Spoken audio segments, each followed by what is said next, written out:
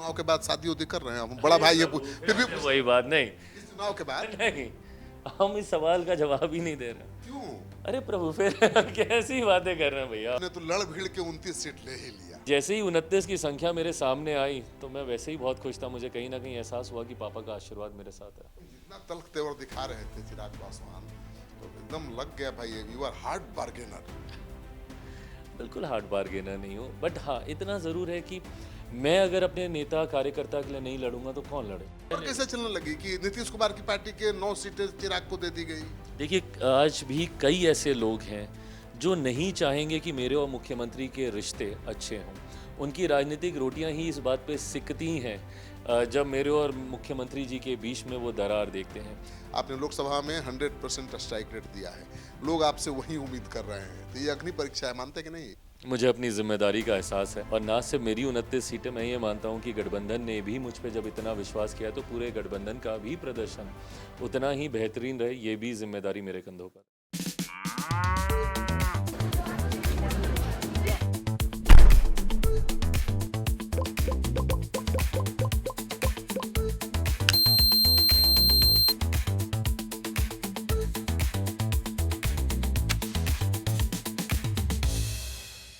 तो कैसे हैं चिराग जी, आपने तो लड़ भिड़ के 29 सीट ले ही लिया। लड़ भिड़ के बिल्कुल नहीं, बट हाँ, आप जब आपके नेता कार्यकर्ताओं की बात आती है तो स्वाभाविक है हर दल प्रयास करता है कि ज़्यादा से ज़्यादा लोगों को उसमें अकोमोडेट किया जा सके। But at the same time जब आप एक गठबंधन में होते हैं तो आपको गठबंधन की भी सीमाओं को, उनकी भी समस्याओं को समझने की ज़रूरत है। हम लोगों की लड़ाई विद इन द अलायंस सीटें जीतने की नहीं थी। हम लोग की लड़ाई तो महागठबंधन के साथ विधानसभा में कौन कितनी सीटें जीत के जाता है उस बात को लेकर है। तो ऐसे में एक बात के लिए मैं शुरू से स्पष्ट था कि जनता दल यूनाइटेड और भारतीय जनता पार्टी जो बड़े दल हैं उनको कतई 100 सीटों से कम पे चुनाव नहीं लड़ना चाहिए, क्योंकि सामने वाले दल जब 100 सवा 100 से ज़्यादा सीटों पर चुनाव लड़ रहे हैं, महागठबंधन के का बड़ा दल, तो ऐसे में मैं खुद कभी नहीं चाहूँगा कि मेरे प्रधानमंत्री की पार्टी 100 सीटों से कम पे चुनाव लड़े। तो जब 100 101 के आसपास जब यही लोग चुनाव लड़ेंगे तो फिर बचा कितना, 40-42, उसी में से ही हम लोग को अपनी सीटें तय करनी थी। और उसमें बस मेरा सुझाव ये था कि एक फार्मूला तय हो जाए कि भाई कितनी एक लोकसभा पे कितनी विधानसभा, और मोटा मोटी करके वो आसानी से तय हो गया था कि 6 पे 1।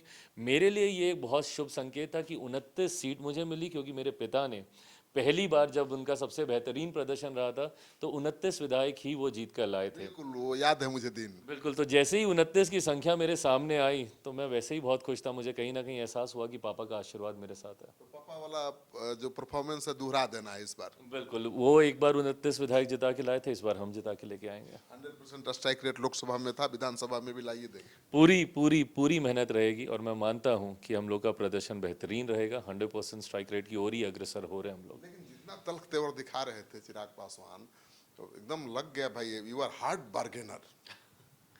बिल्कुल हार्ड बार्गेनर नहीं हूँ, बट हाँ इतना ज़रूर है कि मैं अगर अपने नेता कार्यकर्ता के लिए नहीं लड़ूंगा तो कौन लड़ेगा। प्रदेश अध्यक्ष के कहा जा रहा था कि सीट नहीं मिलेगा, आपने छुड़वा लिया बीजेपी की सिटिंग सीट।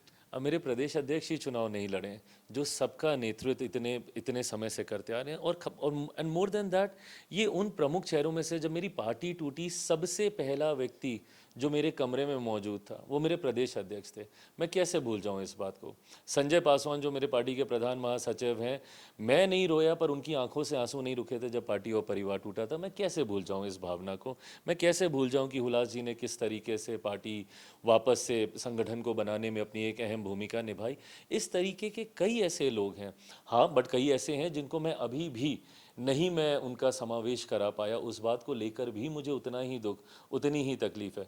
पर मैं मानता हूं कि समय के साथ साथ परिस्थितियां बदलती हैं। पहली बार पार्टी बिहार सरकार का हिस्सा मजबूती से बनेगी तो उनके लिए भी और विकल्प के रास्ते खुलेंगे जिनका समावेश संभव था मैं अभी चुनाव लड़ने के दौरान नहीं करा पाया। चिराग पासवान तो जो चाहते हो करवा ही लेते हैं, वो हनुमान जी है ना, और राम जी से जो चाहे ले ही लेते हैं। ऐसा बिल्कुल नहीं है। मुझे लगता है कि आपकी क्षमता को सबसे ज़्यादा प्राथमिकता गठबंधन में दी जाती है। मेरे लिए भैया ये बहुत बड़ी बात है कि एक अकेले सांसद, और जब ये बातें आती हैं ना कि क्या चिराग नाराज़ हैं, चिराग की नाराज़गी, मैं कई बार हंसता भी हूँ, कई बार दुखी भी होता हूँ।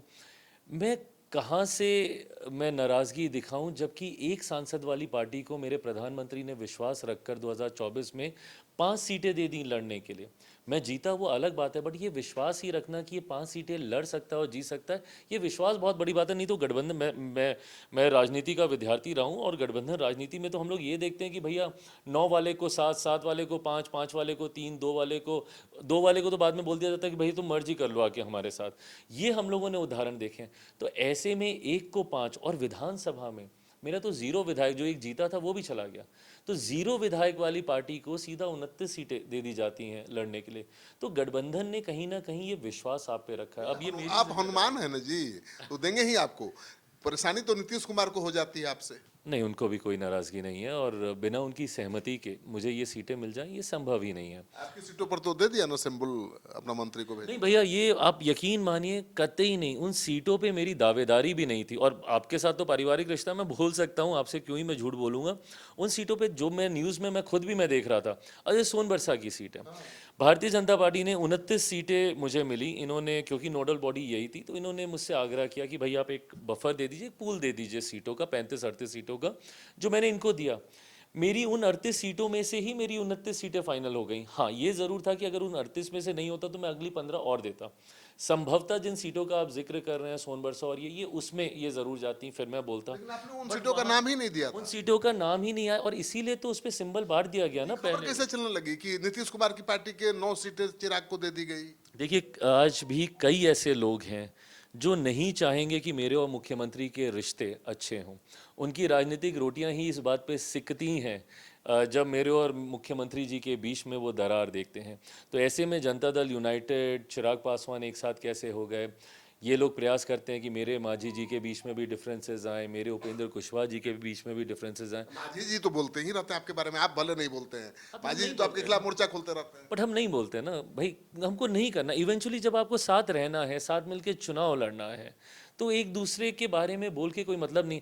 इसीलिए जब नेगोशिएशंस हो रहे होते हैं, हम एकदम खामोशी साध लेते हैं।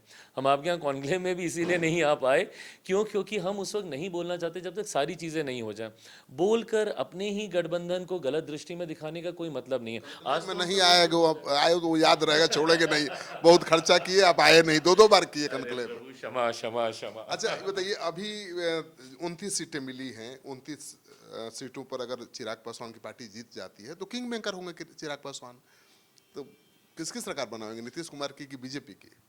अब ये जो किंग मेकर वाला जो आप जिक्र कर रहे हैं, आप इसका उदाहरण ड्रॉ कर रहे हैं 2005 से, जब मेरे पिता के हाथ में सत्ता की चाबी आई थी। और उस वक्त वो किंग मेकर की भूमिका में इसलिए थे, क्योंकि वो अकेले चुनाव लड़े थे बिना किसी गठबंधन के। आज हम सब लोग गठबंधन का हिस्सा हैं, एक नेतृत्व में हम लोग चुनाव लड़ रहे हैं। तो ऐसे में किसी को कितनी भी सीटें आए, कोई किंग मेकर की भूमिका में नहीं होगा। अंतोगत्वा वो गठबंधन की जीत होगी, और गठबंधन के सारे विधायक मिलकर एक बार फिर से मुख्यमंत्री जी को मुख्यमंत्री बनाएंगे। अमित शाह तो अभी संकेत दे रहे हैं कि भाई ये तय नहीं है कि मुख्यमंत्री कौन होगा। नहीं, वो एक सामान्य प्रक्रिया का वो जिक्र कर रहे हैं। और प्रक्रिया ही बता रही है कि भाई विधायक तय करेंगे, बीजेपी तय नहीं करेगी। हाँ, तो विधायक ही तय करते हैं। होता नहीं था पहले, नीतीश कुमार तय करते थे कि हम मुख्यमंत्री रहे। देखिए, संविधान इसी बात को कहता है कि आपके विधायक, और क्योंकि इस बार 5 दल है ना, इस बार ऐसा नहीं है कि 1 या 2 दल मिलकर चुनाव लड़ रहे हैं।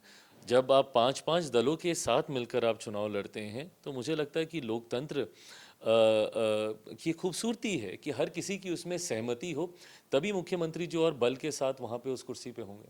लेकिन मैं रैंडम सर्वे कर रहा हूँ, 100-150 विधानसभा का कर चुका हूँ। आपके जो पासवान बिरादरी के लोग हैं एकदम मजबूती के साथ आपके साथ खड़े हैं, लेकिन आपके खिलाफ जो बयान देते हैं नेता, आपके सहयोगी दलों के नेता, उसको लेकर बहुत आक्रोश भी है। तो कहीं वो उनको सबक न सिखा दें, उनको क्या कहना चाहेंगे, समझाना चाहेंगे कैसे? नहीं, बिल्कुल नहीं। इसमें इवेंचुअली देखिए, जो हम जब खामोश हो जाते हैं, हम इसीलिए खामोश हो जाते हैं कि किसी के बारे में कहकर कोई मतलब नहीं है जब आपको उनके साथ मिलकर चुनाव लड़ना है। इसीलिए आदरणीय मांझी जी, जिनको मैं अपना पिता तुल्य मानता हूँ, मेरे अभिभावक की भूमिका में है। मैं मानता हूँ कभी कभी मुझसे नाराज़ हो जाते हैं, पर मैं, आप भी तो नहीं गए उनकी बहू की सीट पर प्रचार करने टाइम देके? देखिए, उस वक्त उपचुनाव के वक्त जिस माहौल का आप जिक्र कर रहे हैं, उस वक्त क्योंकि समय इतना सीमित था, और मुझे तरारी और बेलागंज और जो हम लोग 4 सीटों पे चुनाव लड़ रहे थे, वो सेटिंग नहीं हो पाई। इसका कतई ये मतलब नहीं था। मेरे पार्टी का हर नेता, हर कार्यकर्ता वहाँ पे लगा हुआ था। बट हैविंग सेड दैट, मैं ये मानता हूँ कि ऐसी बातें करने से नेता तो ऊपर मिल जाते हैं, हाथ पकड़ के तस्वीर भी खिंचा लेते हैं, बट कार्यकर्ताओं का दिल नहीं मिलता नीचे कार्यकर्ताओं में इस बात की कहीं ना कहीं टीस रह जाती है कि है नाराजगी, आपके समर्थकों में बहुत नाराजगी है और वो सीएम भी कह रहे हैं कि नहीं अब सीएम तो चिराग पासवान होना चाहिए। नहीं नहीं, उनकी भावनाओं का मैं सम्मान करता हूं, बट अंतोगत्वा मुझे लगता है कि अगर किसी भी कार्यकर्ता ने किसी भी घटक दल के नेता के प्रति ऐसी भावना रखी तो अंतोगत्वा नुकसान फिर गठबंधन को होगा, और ये नहीं होना चाहिए। सबसे ऊपर गठबंधन है, सबसे पहले गठबंधन जीतेगा, उसके बाद पार्टियां हैं। कब से चुनाव प्रचार शुरू कर रहे हैं? हम लोग का तो शुरू ही है, कल हम गए थे हमारे प्रदेश अध्यक्ष जी के उसमें, आज नॉमिनेशन हाँ नॉमिनेशन में आज भी दिन भर हम लोग रहे।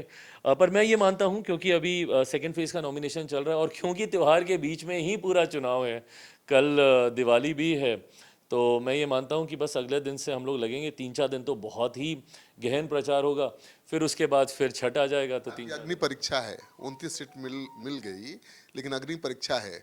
आपने लोकसभा में 100% स्ट्राइक रेट दिया है, लोग आपसे वही उम्मीद कर रहे हैं, तो ये अग्नि परीक्षा है, मानते कि नहीं? इससे आपका कद और बढ़ेगा। मुझे अपनी जिम्मेदारी का एहसास है, और ना सिर्फ मेरी 29 सीटें, मैं ये मानता हूँ कि गठबंधन ने भी मुझ पे जब इतना विश्वास किया तो पूरे गठबंधन का भी प्रदर्शन उतना ही बेहतरीन रहे, ये भी जिम्मेदारी मेरे कंधों पर है। इस चुनाव के बाद शादी उदी कर रहे हैं हम, बड़ा भाई ये फिर भी वही बात नहीं, इस चुनाव के बाद नहीं, हम इस सवाल का जवाब ही नहीं दे रहे। क्यों? अरे प्रभु, फिर कैसी बातें कर रहे हैं भैया आप? चलिए, तो मेरे छोटे भाई की तरह है मंत्री जी, लेकिन हमने इसीलिए सवाल पूछ लिया, इसको अन्यथा नहीं लीजिएगा। और चिराग पासवान तो बहुत सहज सरल हैं और मृदुभाषी भी हैं, लेकिन जब तान लेते हैं ना तो पीछे नहीं हटते हैं, और इस बार दिखा दिया कि भाई हम जो चाहते हैं वही होगा, और हुआ भी।